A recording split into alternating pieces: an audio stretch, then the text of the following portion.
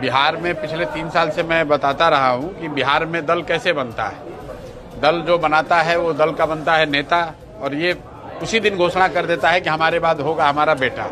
महत्वपूर्ण बात यह है कि बिहार में पहली बार वो लोग गद्दी पर बैठेंगे जिनकी प्राथमिकता बिहार न होकर गुजरात होगी।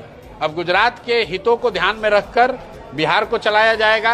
अध्यक्ष बना दिया गया, राष्ट्रीय अध्यक्ष तो पहले भी थे, इसमें नई बात क्या है भाई। दल उनका है तो अध्यक्ष भी वही रहेंगे।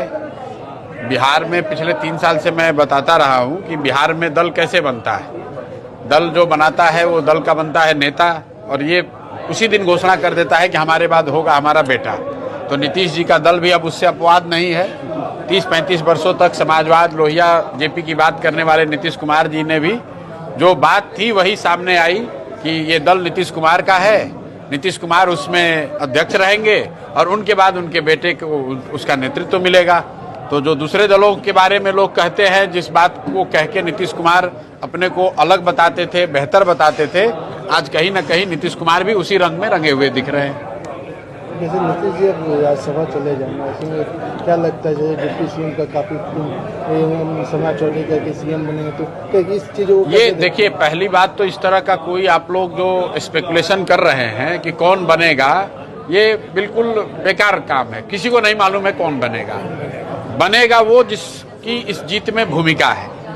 मैंने अपने वक्तव्य में भी कहा, 202 विधायकों का जिस व्यक्ति को, जिस नेता को समर्थन रहेगा वो पद कभी नहीं छोड़ेगा। तो कहीं ना कहीं जो बात हम लोग चुनाव के पहले भी बता रहे थे कि नीतीश कुमार जी की शारीरिक मानसिक स्थिति वो नहीं है कि वो मुख्यमंत्री पद पर बने रहें। जब ये बात जनसुराज ने, प्रशांत किशोर ने कही तो कई मीडिया के साथियों ने, समाज में लोगों ने उसका मजाक भी उड़ाया। लेकिन आप याद कीजिए, हमने कहा था कि नीतीश परिणाम कुछ भी हो, नीतीश कुमार मुख्यमंत्री नहीं रहेंगे। 3 महीना हुआ, 4 महीने मुख्यमंत्री से हट रहे हैं। स्वेच्छा से हटे या किसी दबाव में हटे, हट तो रहे हैं। और जो ये बात हम लोगों ने कही थी कि इनको सफलता, चुनावी सफलता नहीं मिलेगी, वो भी नहीं होता अगर चुनाव आयोग, केंद्र सरकार, 10,000 रुपये, ये सारा प्रपंच नहीं रचा गया होता तो एनडीए को किसी भी हालत में ये सफलता नहीं मिलती। अब जिन लोगों ने ये सफलता दिलवाई है, जिन लोगों की मदद से 30,000 करोड़ रुपए बांटे गए सरकारी पैसे, जिस इलेक्शन कमीशन ने इस मैंडेट को हासिल करने में मदद किया है, जिस केंद्र सरकार की भूमिका रही है, उसके जो मुखिया लोग हैं, अब सरकार कौन चलाएगा ये वो तय करेंगे। महत्वपूर्ण बात यह है कि बिहार में पहली बार वो लोग गद्दी पर बैठेंगे जिनकी प्राथमिकता बिहार न होकर गुजरात होगी। अब गुजरात के हितों को ध्यान में रखकर बिहार को चलाया जाएगा। और आज 20-25 लाख लोग बिहार के बच्चे जाकर गुजरात में मजदूरी कर रहे हैं। आप आंकड़ा याद रखिए, 2014 में जब मोदी जी प्रधानमंत्री बने तो बिहार से 7 से 8 लाख बच्चे गुजरात में मजदूरी करते थे।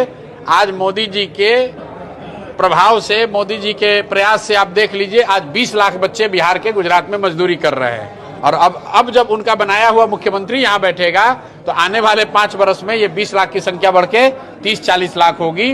क्योंकि गुजरात के फैक्ट्रियों में 10-12-15 हजार में जवान लड़के काम करने के लिए दुनिया में कहीं उपलब्ध नहीं है। वो सिर्फ और सिर्फ बिहार में उपलब्ध हैं, और वो बिहार से जाकर गुजरात में तब मजदूरी करेंगे जबकि बिहार में फैक्ट्रियां न लगे, बिहार में रोजगार न हो। इसीलिए मैं कह रहा हूं, जो भी मुख्यमंत्री बनेगा अब उसकी प्राथमिकता यह है कि बिहार से बच्चे ट्रेनों से भर के गुजरात में जाते रहे, और गुजरात का आदमी फैक्ट्री का मालिक रहेगा। आपके, हमारे बिहार के जो बच्चे हैं उन फैक्ट्रियों में जाकर मजदूर बनेंगे, दरबान